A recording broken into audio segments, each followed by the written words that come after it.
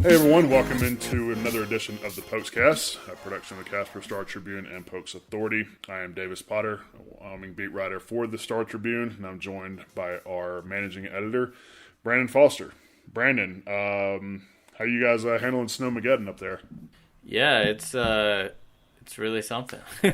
It's gonna be pretty wet around here, I think, for the next week because it's already pretty warm and it's melting away pretty quickly. So I know we needed the moisture, but yeah, I mean, welcome to Wyoming. I guess every year we seem to get a huge spring snowstorm, just usually not quite this huge. Yeah, well, I don't know if anybody needs this much moisture. Do you guys still have like mountains of snow up there? Yeah, there's on the ground. My car is one of them. I need to clean it off, but yeah, it's melting away pretty quickly. But yeah, there's plenty of giant mounds that have been plowed into one another. So yeah, it's pretty wild. Yeah. Well, before we get into this podcast, I just first want to say that, or give a big thank you to the people here in Laramie. I don't know what it's been like up there in Casper, Brandon, but it's people here in Laramie that have gone around with in their trucks with snow shovels and been on their snow plows and helping clear off some of the roads and sidewalks so that people can, I guess, have some semblance of normal life here with being buried under 3 or 4 feet of snow. But yeah, they deserve a big tip of the cap, because I was actually one of them, sort of, kind of, because the other day, I think it was Monday, I made the mistake of trying to run to the grocery store, and I actually got my car stuck in the parking lot here where I live, and I was very fortunate that there was a couple guys that came by in a truck with a snow shovel and helped me dig out of that. And so luckily that's I know some people have had it worse than that, but yeah, definitely deserve a big shout out to those people, because they're doing the Lord's work this week. Yeah, it's odd around town. I haven't really driven around town much, but the main streets here are pretty much all the way clear. It's just the side roads in Casper that are pretty mucky still. But yeah, I had actually kind of a weird experience with the whole thing, because me and a couple friends went actually upstate a little bit to ski last weekend, and we were hoping that the highway down south into Casper would remain open, and then Casper got like 26 inches as opposed to the 1 foot forecast. So, but yeah, we were able to get back in on Monday, and it was very weird. There was like almost no snow north of Casper and very little snow west of Casper. We were just kind of in a corner. So yeah, like up in Sheridan and Buffalo, you wouldn't have known that the apocalypse was going on elsewhere. So yeah, weird how that all works. Well, I learned my lesson the hard way, because that was the only time I drove for from Sunday to Tuesday. But yeah, luckily I just got stuck in the parking lot before I got on the road. But Brandon, let's go ahead and jump into this, because this is going to be a very basketball heavy podcast. Oh yeah. And if you have not heard, Wyoming has an NCAA Tournament team this year, with the women's team making history by winning the first Mountain West Tournament championship in school history. So they earned the automatic bid to the NCAA Tournament and will be playing early next week down in San Antonio. The men wrapped up their season, and then the men's NCAA Tournament will start on Thursday, and we'll talk about that a little bit, preview that in the second segment. Brandon, the only football-related item that we'll mention and talk about today is we recently obtained copies of all the employment contracts for Wyoming's football coaches. And so if you guys want to see what Wyoming's coaching staff is going to be paid this year, and how that compares to some recent years, and how it stacks up as far as what other coaching staffs in the Mountain West are making, we've got a story up at trib.com and pokesauthority.com. But Brandon, Craig Bowl is now the highest paid head coach in the Mountain West, now that Brian Harsin is off to Auburn. Yeah, I saw that and was briefly taken aback. But I guess it's one of those deals where, like, yeah, once Harsin's gone, it's surprising at first glance, but then you start to think, okay, who else would it be? And I don't know, there aren't other names, with some of the turnover that there's been in recent years that jump out to me as like, oh, I'm shocked. Bull is getting paid more than, so-and-so. So, I mean, time flies, I guess, and at this point he's a well-established, fairly long-tenured Mountain West coach, which is weird to think.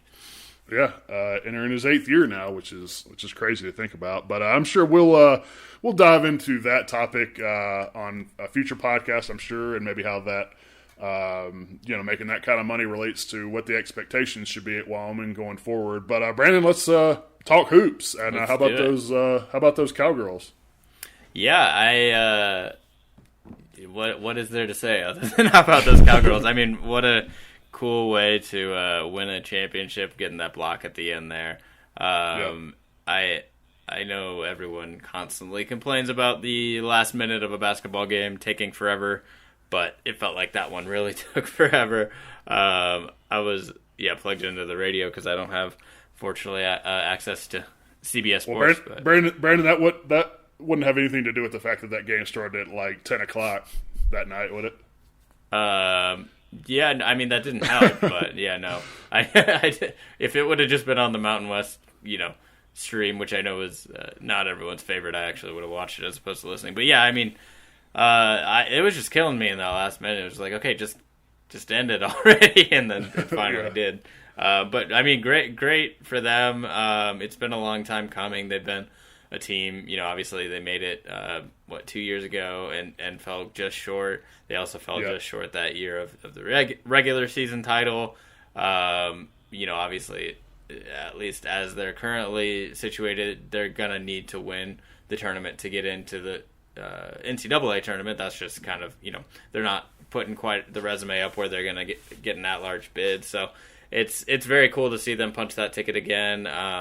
Second time in program history, and good for Coach Mattinson getting there, so early in his tenure as a head coach, albeit, he's been on that bench for a while. Yeah, and it's not just the fact that they won it; it's how they won it. That was so impressive, at least to me. Because again, they went into the tournament as a 7 seed, so they're the lowest seed ever to win the Mountain West tournament. And look, Wyoming's always played good, even going back to Joe Legursky's tenure. I mean, Wyoming's women's basketball program has always really been known for its defense, and that really didn't change this season. But I mean, they took it to another level in the Mountain West tournament. I mean, held teams to less than 48 points a game, and teams to 31% shooting in that tournament. So it was an impressive display on the defensive end, and they were a little better offensively than they've been during the regular season. And you put those two things together. And Gerald Madison actually talked about it earlier this week, that they've sort of been waiting on the offense to come around and catch up with the defense, and they put it together to win a tournament with 4 wins in 4 days, and again coming off a 22-day layoff because of COVID-related issues and other programs that ended up canceling those games. I mean, to come into that tournament, quote unquote cold. I mean, I know they had been practicing for the most part to stay game ready, but still, it's hard to simulate what you're going to see against any opponent, regardless of the amount of time in between games, let alone more than 3 weeks. And for them to come into that tournament and do what they did off that kind of layoff, just made it more impressive, and I think probably more special for that team, just sort of with the circumstances surrounding this season and being able to do it despite those circumstances. Yeah, and I believe they allowed just 2 points in that second quarter. Is that right? Defensively to Fresno State. I mean, there's so many cool angles to this, and I know it's slightly tiny bit bittersweet. That fans couldn't be out there. The Pokes fans love to travel to Vegas for the tournament, but even so, I mean, this is such a Cinderella story. It's gonna really go down in Cowgirl history as one of the most memorable moments in that program. I mean, everyone has a lot of love for the 2007 team that won the WNIT, and I wasn't here, but very, very cool, and you hear so much about how special was that was for them to be able to win that tournament in the Dome of Doom. But man, this got to be up there, winning as the 7th seed Yeah, absolutely. And you alluded Fresno State. That was the team that Wyoming beat in the Mountain West Championship game to win the tournament, and that was the top scoring offense in the Mountain West. And, to hold them to, 56 points or whatever it was in the championship game, I mean, again, just speaks to just how dominant they were on the defensive end for that entire tournament, just how complete of a team that they turned into, for that week in Vegas. And obviously they're carrying that momentum into the NCAA tournament where it was announced earlier this week that they will be a 14 seed and will face UCLA, which is the 3 seed in their region. Usually, it's Midwest, West, East, and South regions. But, with them, I guess, centralizing the tournament down in San Antonio, they changed up the name of the regions this year. So they're, playing in the Hemis something region. I can't even remember what it is now, but I was like, I don't even know what that means. But Hemisphere. Yeah, hemisphere. Whatever that means. If somebody knows what that means. I'll Google it. Yeah. I assumed it was a brand. I have no idea. Now that we're naming conferences everywhere. Yeah, but it's an iconic park housing Tower of the Americas in San Antonio. Okay, there you go. So, welcome to the Pokescast, where we will read Google to you. You'll learn something new every day. But yeah, so obviously a much bigger challenge going in as once again probably even a more heavy underdog than they were in the Mountain West tournament. UCLA is. They finished third in the Pac-12 during the regular season. We're the Pac-12 tournament runner-ups. That's going to be a big task for Wyoming. But, regardless of what happens this week, even if their season ends up ending, I guess, on Monday night, which is when that game is scheduled to be played.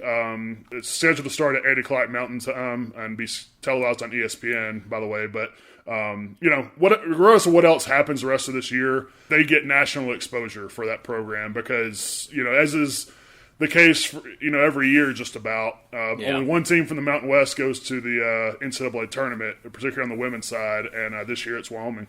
Yep.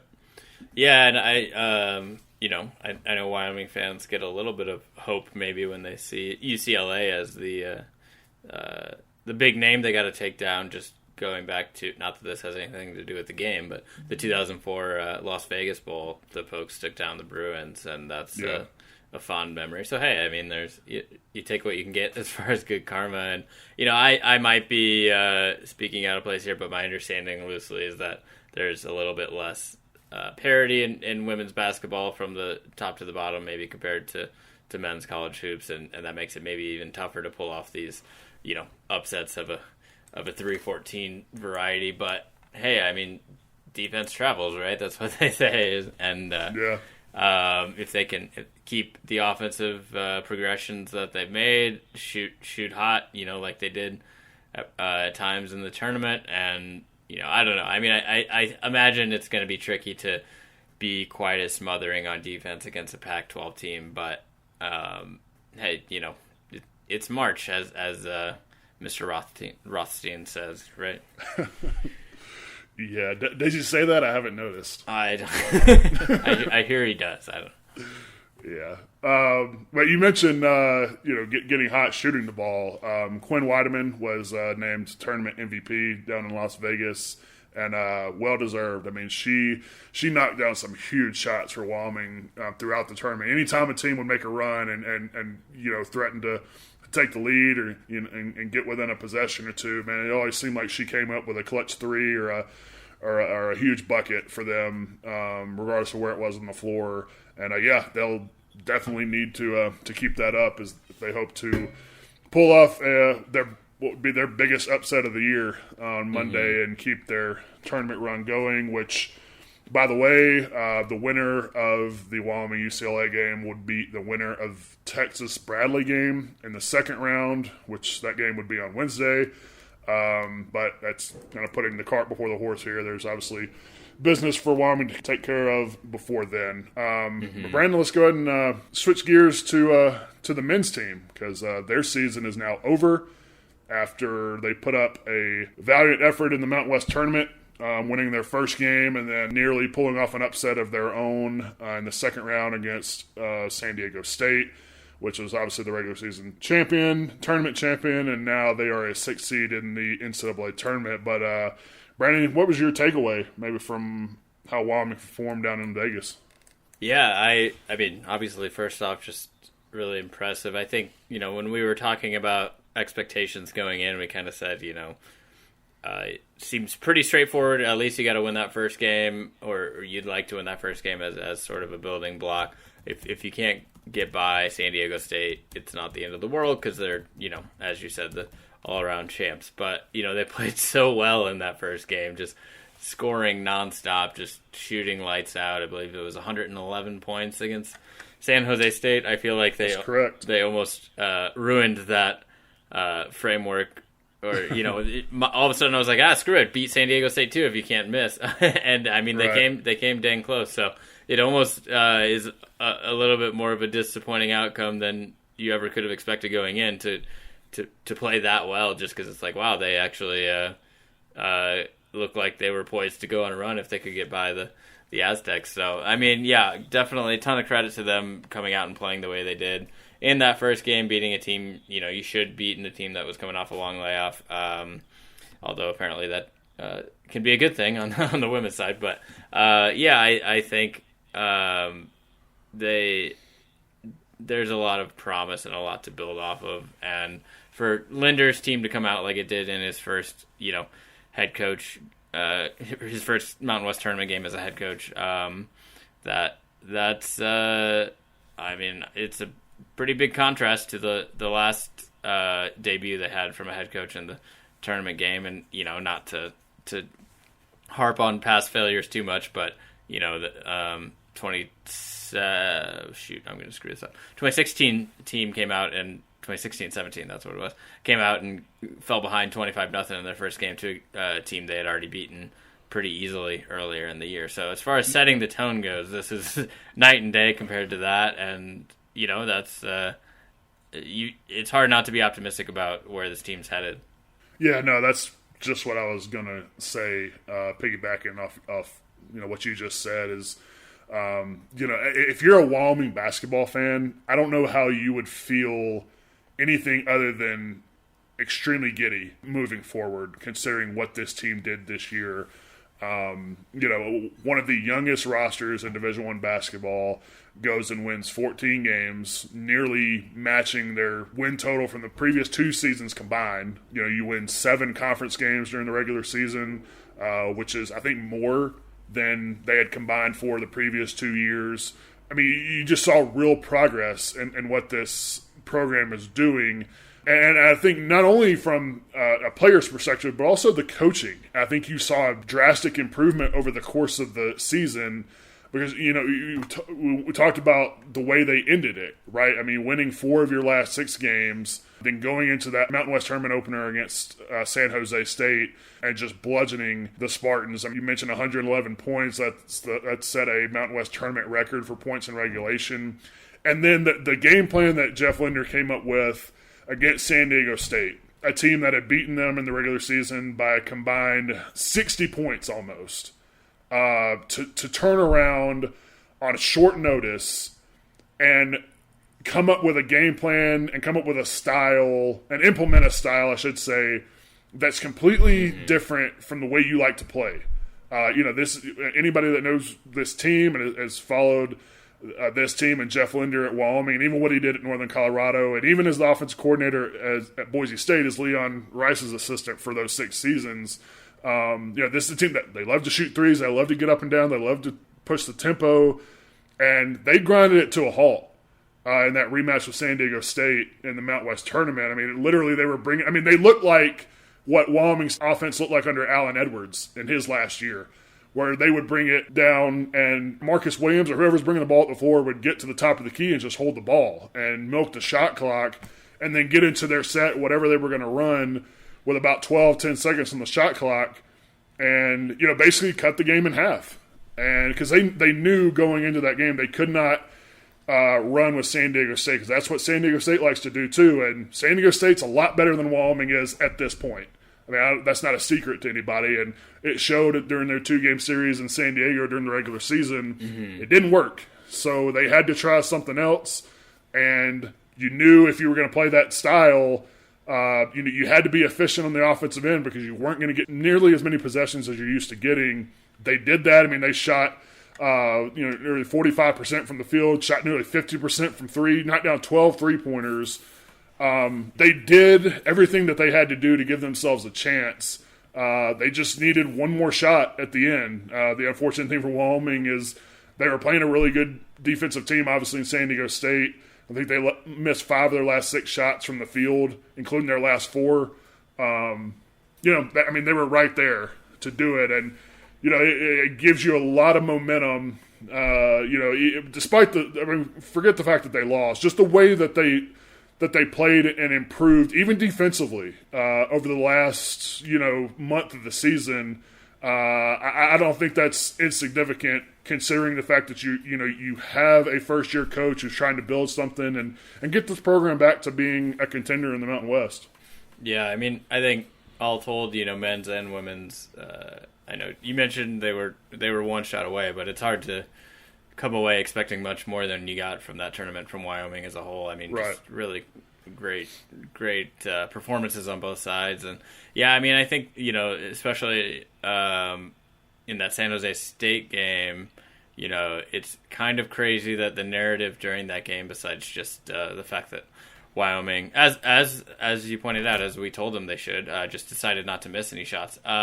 But besides that, the big narrative was Graham Ike just having this, giant game, there's the announcers and everyone talking about, wow, Wyoming has just this absolute monster of a freshman who appears to be a steal that they found in recruiting, is going to be a building block and cornerstone. It looks like for this program for the next, maybe 3 or 4 years, and it's insane that was the narrative of that game, and it wasn't even in reference to the Mountain West Freshman of the Year, who you just wrote the same type of story about a week before of, hey, this is a steal Wyoming got in recruiting. How did they find this guy?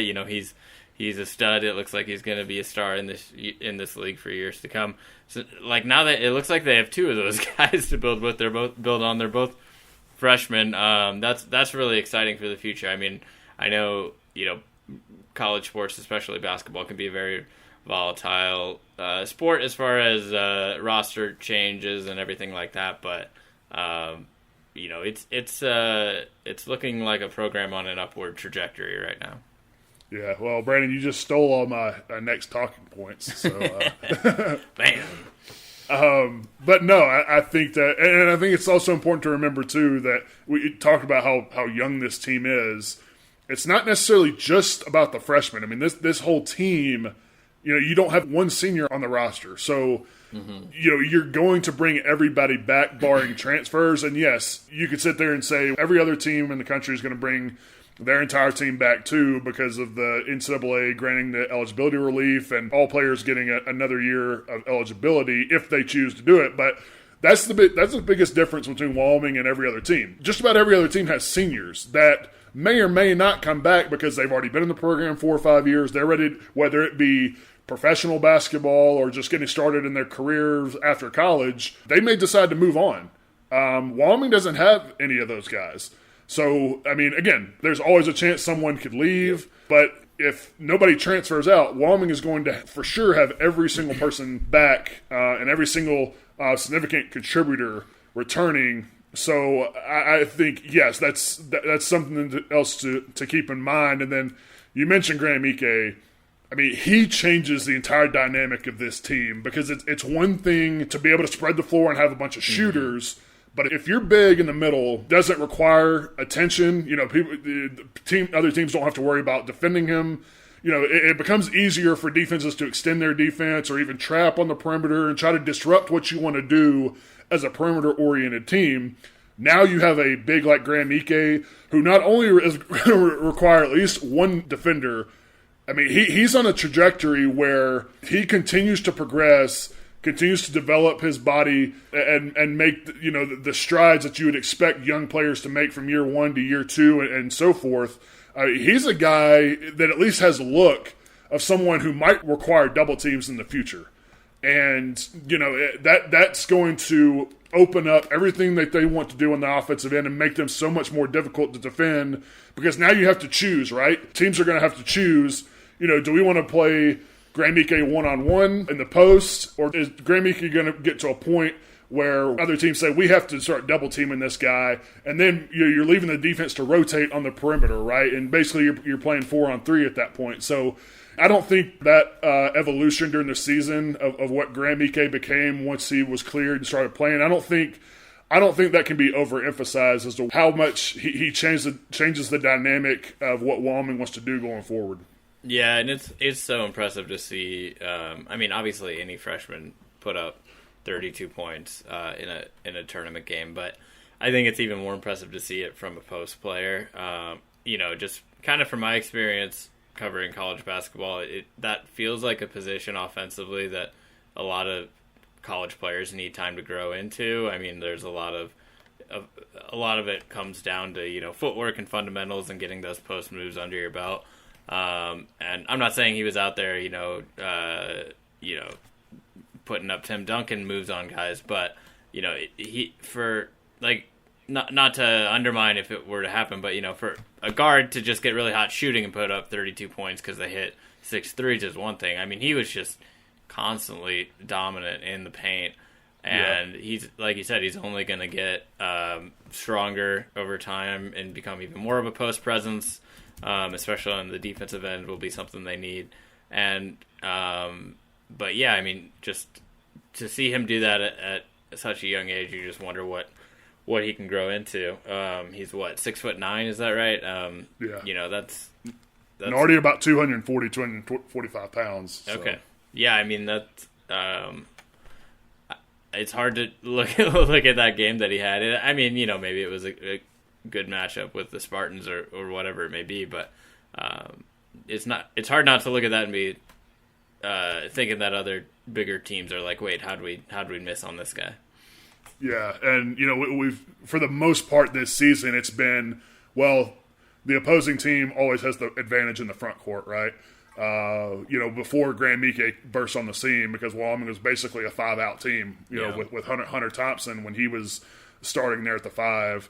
That's what they were, and I don't know how much longer we're going to be able to say that Wyoming doesn't have the advantage in the front court.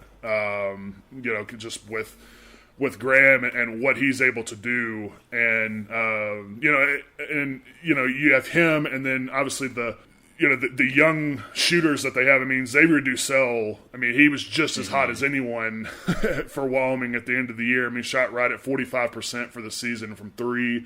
Depending on who all comes back in the Mountain West, he's going to be in the mix as one of, if not the best shooter in the Mountain West next season.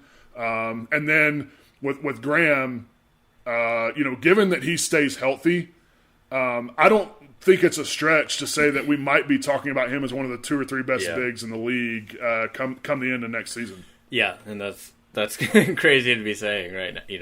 Considering how much, like you mentioned, the post was a liability for this team, especially on defense for much of the year. So, I know obviously they need to take steps forward defensively, but already sort of the depth that this team has as far as different ways they can beat you, and it doesn't look like there's all that many glaring holes on this team the way it's constructed right now. Besides just upping its defensive game, but the more that EK can factor into that, the more they're gonna be able to shut teams down on defense. Yeah, no, and he definitely factors into that. And you mentioned that the defense needing to improve. That's obviously got to be the focus this offseason going into next season. And Graham's part of that. As good as he was offensively at times, he fouled a lot and stayed in foul trouble pretty frequently in the games that he did play. So that's something he's got to clean up, as this team tries to, make the strides that it needs to on the defensive end. And it has to, and Jeff Linder's made no bones about that. this season, and they should. I mean, you expect with this core being so young with these freshmen and even some of these sophomores with Quan Marble and Kenny Foster, you would expect them to take a significant jump in their development from year 1 to year 2 and even year 2 to year 3 for some of the sophomores, and then you're going to have those seasoned guys with Hunter Maldonado and Hunter Thompson that you need on any winning team, because particularly late in the season and in March, senior laden teams win. I mean, teams that have been there and they've done that, they usually fare better than the younger teams, and I think you saw that firsthand with Wyoming this year, Brandon, and how it just sort of went through this season and had its bumps in the road, but ultimately finished strong. Yeah, I think it's a bright future ahead for this program. I'm excited to see where I wonder where they'll get projected next year as far as preseason rankings, but obviously just it'll be fun to see them come out and play, hopefully in front of full crowds and everything like that again. It'll be I think a refreshing return to a full Dome of Doom whenever that does happen, compared to kind of where things were left off. Yeah, that's one of the things I'm sort of looking forward to next season is, assuming that things are back to normal and Wyoming's allowed to have fans at full capacity next year. My first 2 years on the beat weren't very good in terms of attendance with how bad Wyoming was, and just in terms of their win-loss record. I mean, I think the most that I've seen at the Arena Auditorium since I've been on this beat is 3,000 or 4,000 people. And but going into next year, if they're allowed to have full capacity, with the way that what they did this season and the way they ended it, I would expect that place to be rocking next season. And I wouldn't be surprised at all if Wyoming is chosen. I mean, they finished 8th this year. I wouldn't be surprised if they're picked next preseason to finish in the top half of the conference. I think that's not only with the talent they have now, but I think with Jeff Linder and his track record and the trajectory that he has this program on at the end of 1 year, I wouldn't be shocked by that at all. But Brandon, we can go ahead and take a break there, and when we come back on the other side, we'll look at the NCAA Tournament bracket and talk about some matchups going into this week's games. Sounds like a plan.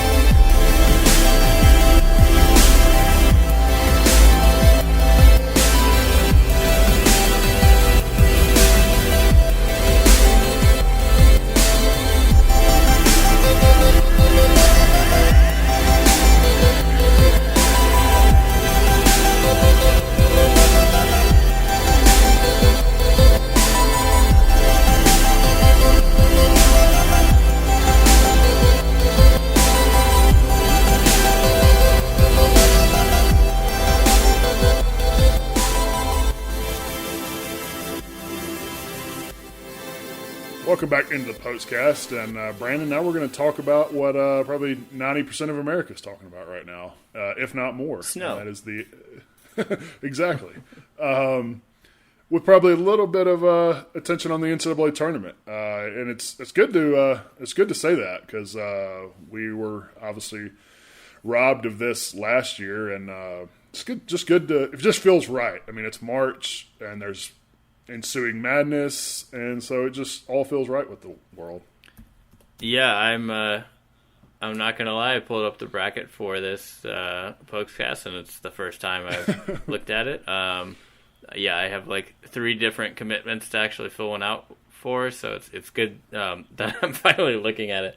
But yeah, since I really like basketball and I really like college basketball, but since I've stopped covering it, I have really kind of fallen off paying a ton of attention to it, and usually the NCAA tournament is sort of my excuse or reason to dive in and Right. see what the heck happened over the last. It's everybody's excuse, right? Yeah, but that didn't happen last year, so now I'm kind of like, for the first time in 2 years, like, okay, Yeah. UNC Greensboro, what is that? So yeah, I'm not going to pretend to bring too much insight and knowledge here, but that's the nice thing about March is you can pick teams based on the mascots sometimes and have a better bracket than the person who spends hours delving into everybody's net rankings. So it's a fun time.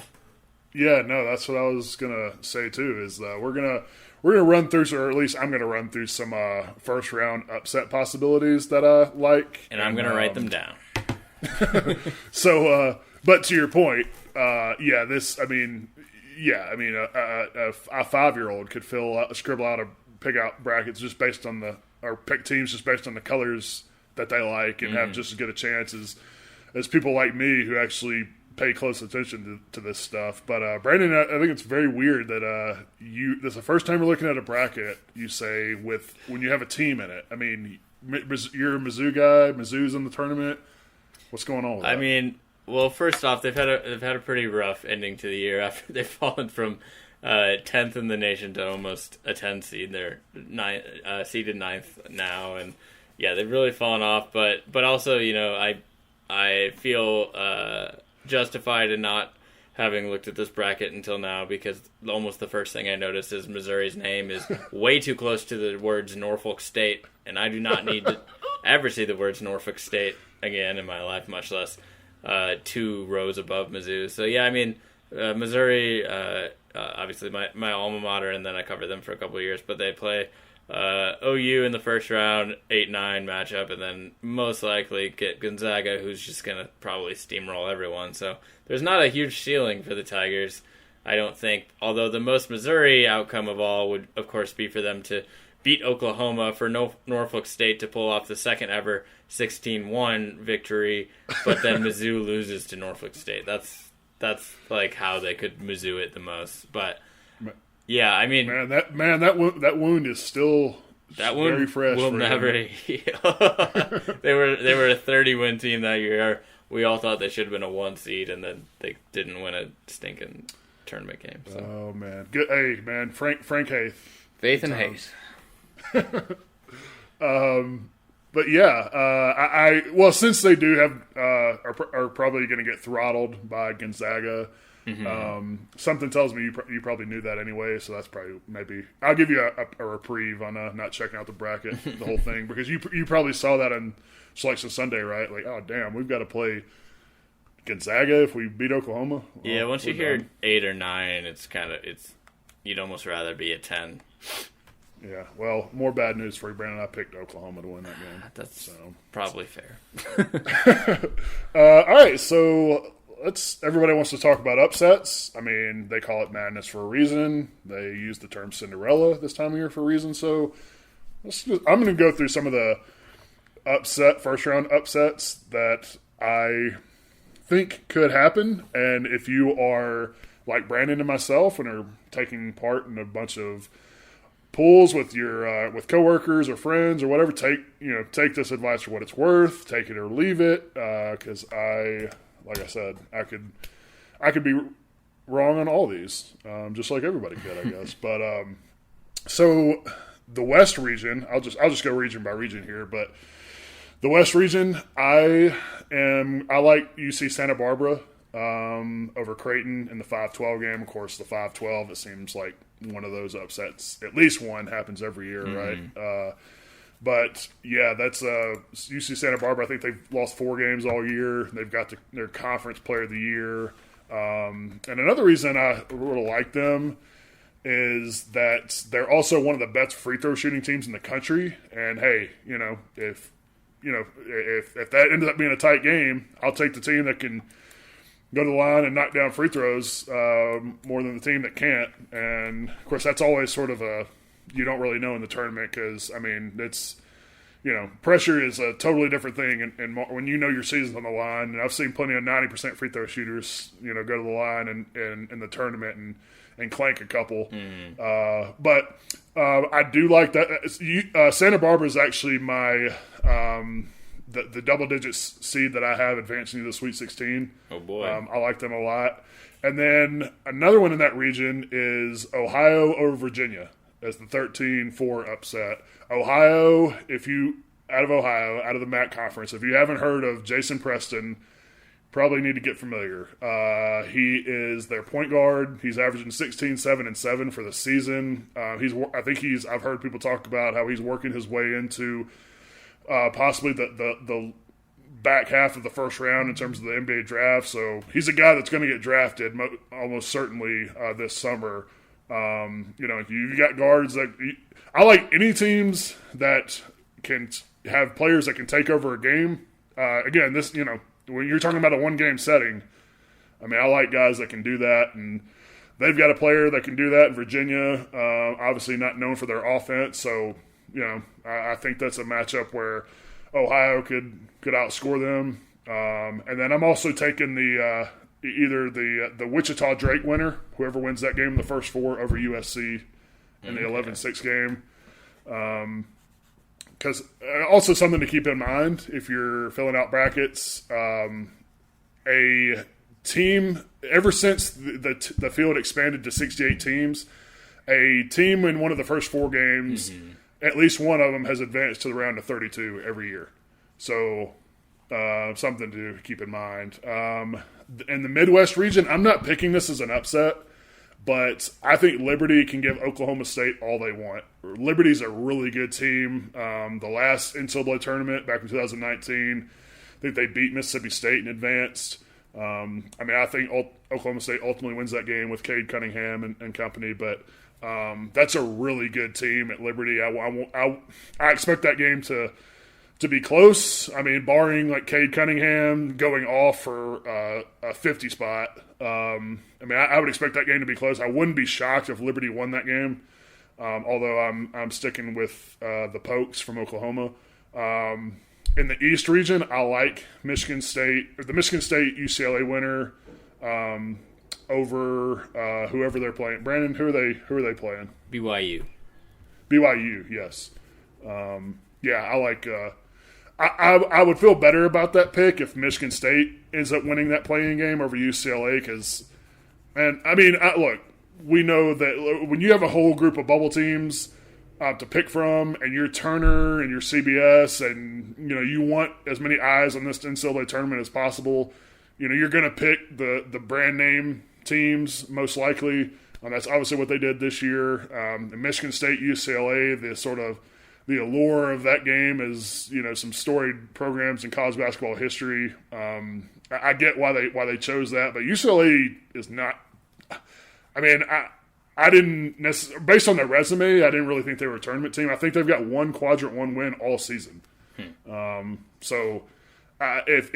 UCLA wins that game, I actually like BYU to beat them. But I'm hoping Michigan State wins that playing game over UCLA because I'd pick Michigan State to beat BYU in that 11-6 game. And then in the South, a team I really like is Winthrop.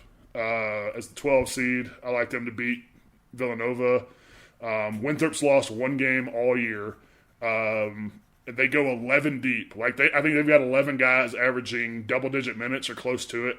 That's you're not really going to wear them down, even if you like to play more of an up-tempo style like Villanova does. But I really like Winthrop to win that game, and I would honestly like Winthrop to go a lot further. I would probably pick them as a Sweet 16 team if they didn't have to play Purdue most likely in the second round. I think Purdue's a bad matchup for them, but I like Winthrop to win a game in that one. And also in that region, I wouldn't be shocked if North Texas gives Purdue a game, but I don't necessarily think that would happen, or I don't see Purdue losing that game. But and then in that same region, Colgate and Arkansas. That's a very intriguing game. Colgate, those are two teams that play the same style, essentially, really like to get up and down the floor. And I think Colgate's averaging nearly 87 points a game. Wow. love to get up and down. They have the Patriot League Player of the Year, and I think I like Arkansas in that game only because if you got two teams that play the same style, I'm going to take the team with the better athletes. Arkansas does. They got the better athletes, better players playing in the SEC. So I still like the Hogs in that game, but I wouldn't be surprised if Colgate gave them a game in that 3-14 matchup. But those are some of. And I've got Rutgers beating Clemson in the Midwest region at a 7-10, but I don't necessarily consider 10-7 games and even 11-6 games upsets. Those teams are pretty evenly matched. I only really consider it upset once you start getting to the 12 and 13 seeds. But any of those, you agree with any of those? Well, at first you went UC Santa Barbara, and I was like, oh, he is doing the mascot picks because the Gauchos. That's a pretty good one. No, I always want to pick Winthrop every tournament for an upset because I can't remember, 10, 15 years ago, they were a 15 seed against Tennessee, and I was doing so much research, and everyone was like, yo, Winthrop's really good, and Tennessee's a little overrated. And I picked them as the 15 in my bracket, and they lost on a buzzer beater 3 to Tennessee, and I've just, ever since then, been like, Winthrop's going to do it. But, yeah,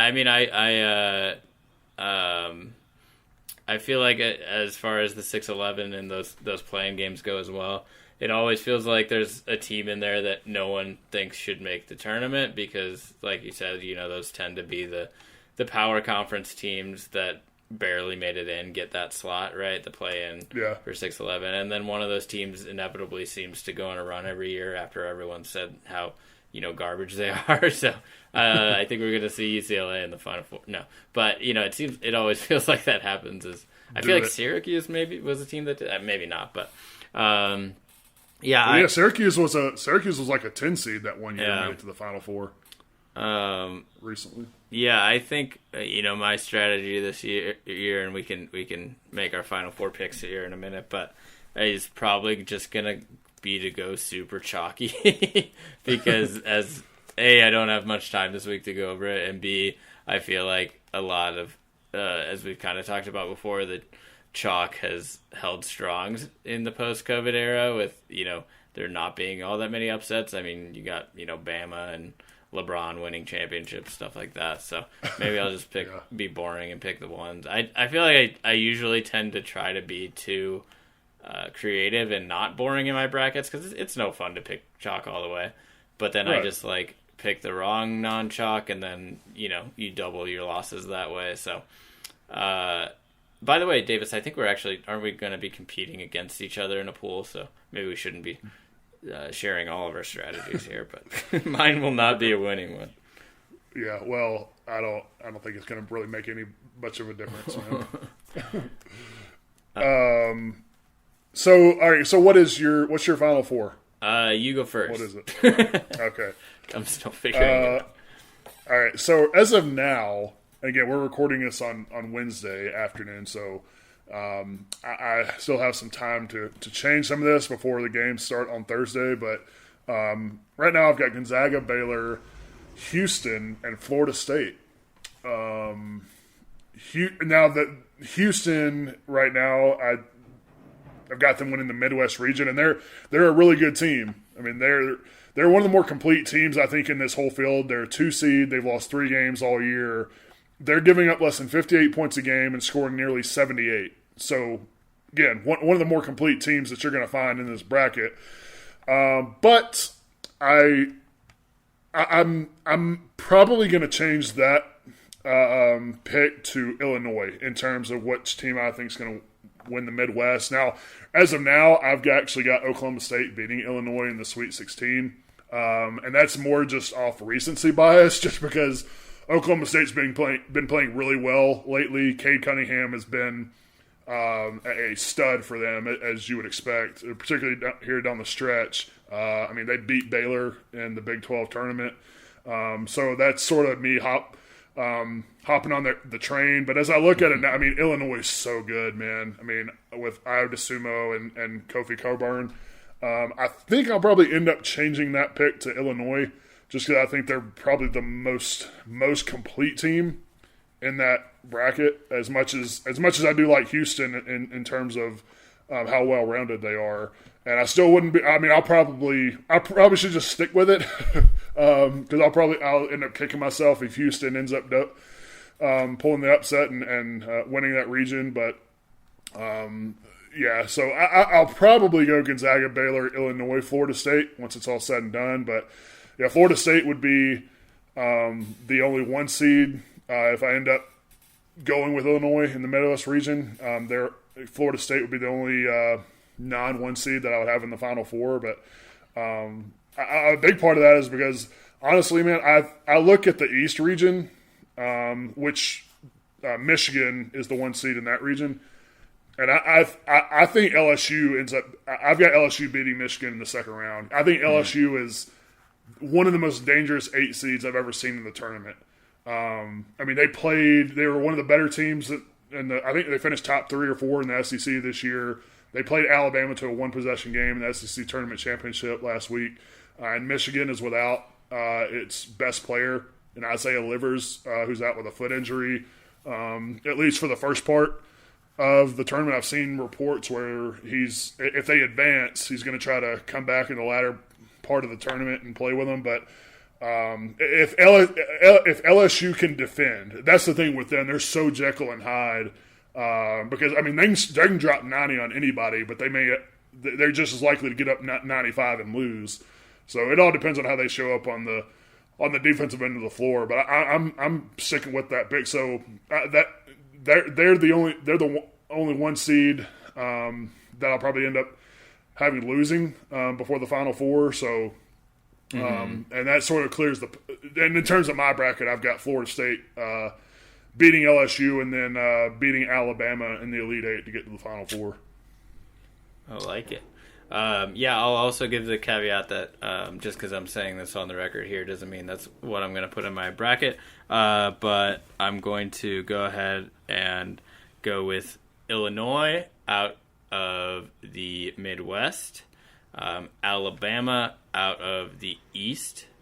I'm going to go out of the South. I'm going to go Arkansas, and out of the West, I'm going to go Missouri because I decided to only pick teams that I've watched this year. Let's go. And there's like 6 of them. It's basically teams Missouri has played, and Missouri and Wisconsin. So there you go. Just to be honest with you, Brandon, Missouri is really the only far-fetched one in that. I mean, there's no way Missouri gets there, but I wouldn't be shocked if any of the other 3 that you named end up in the Final Four. But to counterpoint, Missouri is apparently only good at playing teams they shouldn't beat. They have like 5, like top 10 wins this year or whatever, and then they just can't beat anyone else. So maybe Mizzou Gonzaga is a better matchup than you think. Yeah, no, I don't know. I'll figure out my actual bracket later, but I figured I'd pick teams that I've actually seen play this year. And by the way, of those, besides Arkansas, Mizzou beat all of them. So.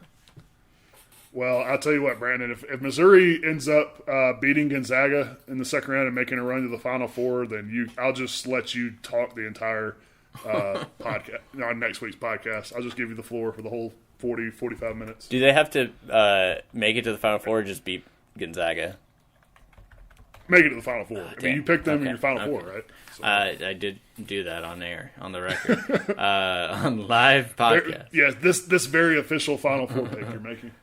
Yeah, I who knows what like I said, I'll probably just pick all the ones later today, but I don't think Missouri's won a tournament game since before I went to school there. So they made the Elite Eight and lost to UConn back in the Hashim to beat era, and that might I think they won the next year, but yeah. Anyway, it's not going to happen.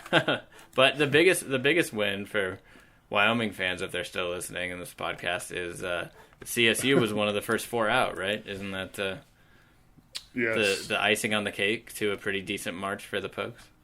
Yeah, they were listed as one of the standby teams this year, which in other words is the first 4 out, because there was, if any teams had COVID issues before they got to Indianapolis, they had to let the NCAA know, and then there was a pecking order of teams that would replace them if that happened. And it was Louisville. Louisville was actually the first. Yeah, they were the first team out of the tournament, and then Colorado State was second. But that's not happening. Apparently, no teams notified the NCAA that they wouldn't have enough players to play. So the 68 teams that were announced on Sunday is going to be the 68 teams that actually ends up playing. So, and speaking of Mountain West, I guess we should mention that they ended up getting 2 teams in, which we knew San Diego State was going to get in, and then Utah State avoided the play-in game, which was sort of shocking because you had Joe Lunardi and some of those guys, the quote-unquote experts, talking about how I think as of late Saturday night, Lunardi had Utah State as his last team in the field. And then they end up they're an 11 seed, but they end up avoiding the first 4 altogether, and so now they're going to be taking on Texas Tech, and I think their tournament run is going to be a short one. I think Texas Tech's going to bounce them in the first round, but I do think San Diego State's going to beat Syracuse, and then probably lose to West Virginia. At least that's what I have in my bracket. But I wouldn't be shocked to see the Aztecs make a Sweet 16 run. Yeah. Was there any surprise on your end to see CSU and Boise fall short, or was that pretty much how you saw it going?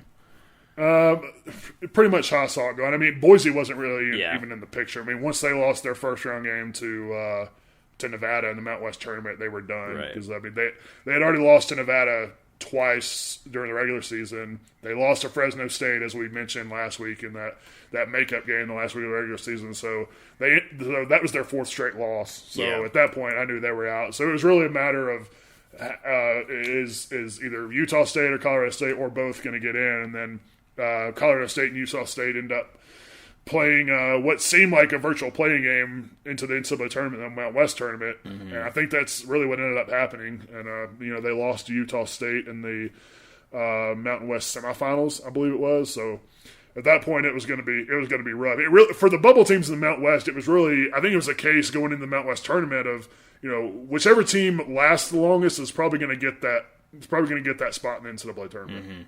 Yeah, and my understanding is, correct me if I'm wrong, that a team to fall out of the tournament would need fewer than 5 eligible players. Is that right? For calling in the the next 4. So I don't think too many teams were gonna do that.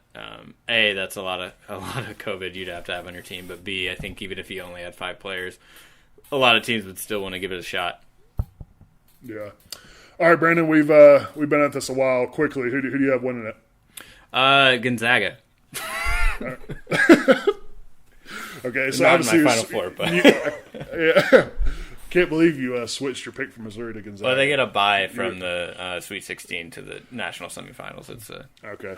Well, I've got Baylor winning it all. I've got Gonzaga and Baylor meeting in the championship game, which was a game that we were supposed to get as college basketball fans earlier this year. They were supposed to play in the non-conference, but obviously COVID messed that up. But I think we ultimately end up getting that matchup in the championship. And Baylor, man, the only thing that gives me pause about it is they had a COVID pause late in the season. And since they've come back, they haven't exactly looked the same. But they've got, guard play wins in March, and they've got the best 3-headed backcourt monster I think that there is in basketball, in college basketball, and Maceo T, Jared Butler, and Davion Mitchell. I mean, if they're on, man, they can beat anybody in the country. So I've sort of leaned Baylor all season. I've liked them all year, so can't go against them now. But Brandon, we go ahead and wrap it up there. Be sure to stay locked into Trib.com and PokesAuthority.com for all of our coverage. You can follow us on Facebook and Twitter at Pokes Authority. You follow me on Twitter at Davis E. Potter. You can follow Brandon on Twitter at BFoster91. This podcast is on iTunes, Google Play, Spotify, and Omni. So be sure to subscribe, download it, give us that 5-star rating. Brandon, I appreciate you joining me on here as always. Thank you guys for listening, and we will talk to you again next week.